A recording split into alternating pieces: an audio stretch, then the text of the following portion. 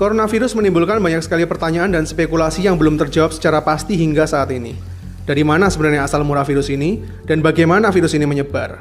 Siapa yang menyebarkannya dan benarkah faktanya sesuai dengan yang dikatakan media selama ini? Karena skenario dunia saat ini selalu digiring kepada penularan melalui hewan yaitu kelelawar atau ular. Dan wabah ini dimulai dari Huanan Seafood Market, kota Wuhan, China. Namun di balik informasi tersebut, ternyata ada spekulasi yang menyatakan bahwa virus ini diduga berasal dari kebocoran laboratorium biochemical yang ada di kota Wuhan. Benarkah virus ini sebenarnya adalah senjata biologis? Hingga video ini dibuat sudah terdapat sekitar 4.474 orang yang terjangkit oleh coronavirus dan akan terus bertambah. Bahkan 107 orang sudah dinyatakan meninggal dunia. Apakah benar jumlahnya hanya sekitar 4.000-an orang saja? Sedangkan beredar sebuah video dari warga Wuhan yang menjadi salah satu perawat menyatakan bahwa sebenarnya sudah ada 90.000 orang telah terjangkit coronavirus. Sebelum akhirnya video yang viral di dunia maya ini dihapus oleh otoritas setempat yang terkesan menutupi fakta. Bahkan salah satu pakar dari Inggris yaitu Profesor Neil Ferguson nampak sepakat bahwa dia memprediksi saat ini sebenarnya sudah ada sekitar 100.000 orang yang terjangkit oleh virus ini namun masih belum teridentifikasi. Dan menurutnya ini semua barulah sebuah permulaan. Bahkan sumber berita lain menyatakan bahwa ini adalah bentuk politisasi penyakit, di mana secara mengejutkan, ternyata coronavirus sebenarnya sudah ditemukan oleh seorang dokter berkebangsaan Mesir yaitu Dr. Ali Muhammad Zaki 7 tahun yang lalu. Namun informasi itu akhirnya juga di-take down oleh pemerintah Arab Saudi hingga berakhir ke pemecatan Dr. Zaki dari salah satu rumah sakit di Saudi karena mengirimkan sampel virus baru ini ke laboratorium virologi di Belanda dan dalam tanda kutip melangkahi pemerintah Saudi sendiri. Mungkin karena kepentingan politis bahwa antidot sebuah penyakit itu punya nilai yang sangat tinggi. Sebenarnya masih banyak juga video-video lain yang telah dihapus oleh otoritas setempat yang menyangkut seberapa parahnya situasi yang sebenarnya terjadi di Wuhan. Apakah benar ini semua skenario yang diangkat untuk menutupi sebuah rahasia besar yang ada di balik tirai?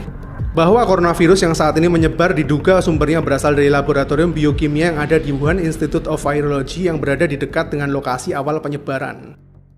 Ditambah sebuah konspirasi yang dinyatakan oleh seorang saintis asal Rusia bahwa SARS dulu juga pernah menjadi wabah global sebenarnya adalah virus buatan manusia yang memang disengaja. Wuhan Institute of Virology adalah sebuah laboratorium besar milik Tiongkok yang punya standar patogen level 4. Ini adalah status dari sebuah laboratorium yang boleh menangani berbagai biochemical dengan level tingkatan yang paling berbahaya. Mereka juga pernah menangani virus SARS hingga Ebola di laboratorium ini. Bahkan seorang expert dari Israel menduga bahwa epidemi yang terjadi ini berhubungan dengan senjata biologis yang dirahasiakan oleh otoritas setempat. Jadi apakah benar telah terjadi sebuah kecelakaan? Yang anehnya, kenapa epidemi semasif ini justru muncul di momen yang menjadi puncak dari migrasi terbesar di Tiongkok, yaitu bertepatan dengan Tahun Baru Rakyat Tiongkok. Tahukah kamu, Tahun Baru yang diadakan oleh Tiongkok ini sebenarnya adalah migrasi terbesar yang ada di dunia. Dari data terakhir 2018 lalu, disebutkan bahwa terdapat 385 juta warga Tiongkok yang bermigrasi dari satu kota ke kota lainnya. Dan semuanya akan menyebar dan berkumpul dengan para kerabatnya dari satu kota besar ke kota terpencil, begitu juga sebaliknya. Bayangkan seberapa cepat epidemi ini akan menyebar ke seluruh penjuru Tiongkok dalam waktu sebulan saja. Kenapa timingnya sangat tepat untuk sebuah dalam tanda kutip kecelakaan? Apakah ada yang mengatur ini semua setelah begitu banyaknya tekanan yang dirasakan oleh Tiongkok? Pasca perang dagang yang belum kunjung berakhir mulai tahun lalu. Kemudian terjadi huru-hara di Hong Kong yang belum juga selesai. Dan kini sebuah epidemi virus yang punya skala lebih besar lagi. Sehingga saat ini kondisi perekonomian Tiongkok menjadi semakin terperosok hingga mencapai titik stagnan perekonomian terendah selama 27 tahun terakhir. Setelah digadang-gadang akan menjadi negara dengan perekonomian terbesar di dunia mengalahkan Amerika pada tahun 2030 nanti. Ada apa dengan Tiongkok sebenarnya? Well, bagaimana perasaanmu setelah mendengar semua mimpi buruk barusan? Mungkin panik, berprasangka buruk, atau justru emosi? Yang jelas bukan sebuah kedamaian, bukan?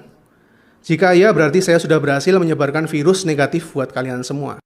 Dan tahukah kamu, inilah yang saat ini terus terjadi di masyarakat kita. Alih-alih menyebarkan sebuah vaksin, kita semua lebih tertarik untuk menyebarkan virus dan menularkannya ke lebih banyak orang lagi untuk merasakan yang kita rasakan. Terlepas dari berita itu salah maupun benar, tapi sebuah message yang baik itu seharusnya memberi sebuah harapan, bukan sebuah kehampaan. Jadi sekarang izinkan saya coba menyampaikannya sekali lagi buat kalian dengan cara yang lebih beradab. Semuanya berawal dari seorang pasien yang mengalami gejala pneumonia dari Wuhan di bulan Desember 2019 lalu, yang kemudian terus merambah ke pasien-pasien lainnya yang mengalami gejala pneumonia dan pernafasan akut. Seiring bertambahnya pasien yang disinyalir berasal dari Wuhan dalam kurun waktu 14 hari ini, pemerintah Tiongkok segera mengambil tindakan untuk segera mengisolir kota Wuhan dengan harapan supaya epidemi ini bisa lebih terkontrol. Sejauh ini pemerintah Tiongkok menunjukkan kesiapannya dalam menangani epidemi ini berkat pengalaman mereka menangani virus SARS pada tahun 2003 lalu. Bahkan sebuah rumah sakit khusus penderita virus ini dengan jumlah 1.000 tempat tidur telah dibuat hanya dalam waktu 6 hari saja. Pemerintah menutup seluruh akses kota Wuhan yang berjumlah 11 juta jiwa ini sementara waktu. Begitu juga dengan 17 kota di sekitarnya sehingga bisa dibilang mereka telah mengisolir 50 juta jiwa supaya menekan epidemi ini. Hingga saat ini Tiongkok berkomitmen untuk memenangkan pertempuran melawan virus ini, yang tentunya bisa dicapai jika semuanya bersatu. Bahkan telah menyediakan dana sebesar 1,6 miliar dolar sebagai dana penanggulangan. Faktanya, meskipun coronavirus ini memiliki kemiripan dengan virus SARS dan MERS yang pernah mewabah sekitar tahun 2003 hingga 2012 lalu, namun coronavirus ini hingga saat ini bisa dibilang tidak seganas kedua virus sebelumnya. Karena hingga video ini dibuat, dari 4.474 pasien yang terjangkit virus ini, total korban jiwanya mencapai 107 orang yang sebagian besar berusia lanjut dan memiliki riwayat penyakit kritis seperti kanker, diabetes, jantung, dan para pasien dengan imunitas rendah. Sehingga virus ini jauh lebih leluasa untuk berkembang. Gejalanya adalah demam, batuk, pilek, dan mengalami sesak napas. Sedangkan data menunjukkan bahwa penderita dengan kondisi tubuh yang lebih fit dapat mengalami kesembuhan. Seperti yang terjadi pada seorang dokter di China yang terinfeksi virus ini namun telah mengalami kesembuhan. Begitu juga dengan beberapa informasi baru lain yang menyatakan bahwa beberapa pasien mereka mulai negatif dari coronavirus setelah dirawat selama 2 minggu.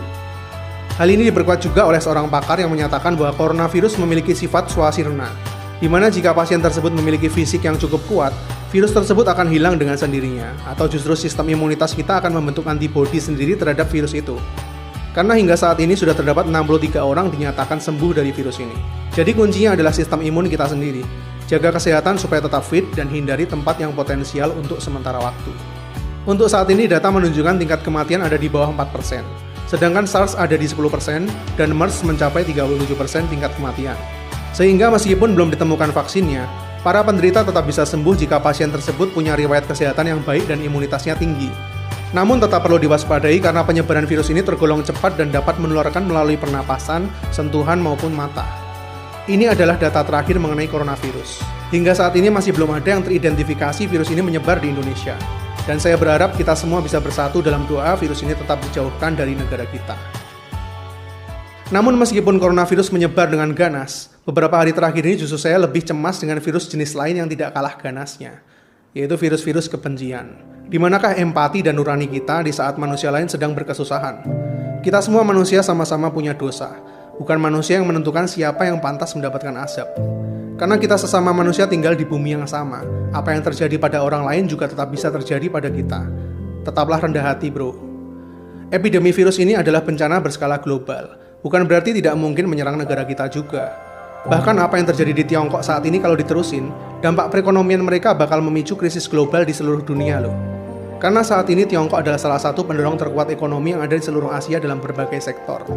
Manusia satu akan selalu membutuhkan manusia lainnya, dan perbedaan itu yang membuat kita tetap berada di dalam sebuah siklus kehidupan. Seperti halnya rantai makanan maupun bumi yang terus berputar. Kita semua related satu sama lain meskipun berbeda. Tidak cukupkah kita mengawali awal tahun 2020 ini dengan berbagai macam tragedi? Mulai dari banjir di ibu kota, kebakaran di Australia, gempa bumi di Puerto Rico, ancaman World War III antara Iran dan Amerika, climate change parah di Eropa, puluhan juta belalang menghabisi hasil panen di Afrika, dan epidemi virus corona di China. Dan semuanya ini terjadi hanya di bulan pertama tahun 2020 ini. Kayaknya di tahun yang baru ini nggak cuma visi pribadi kita aja yang perlu diresolusi deh.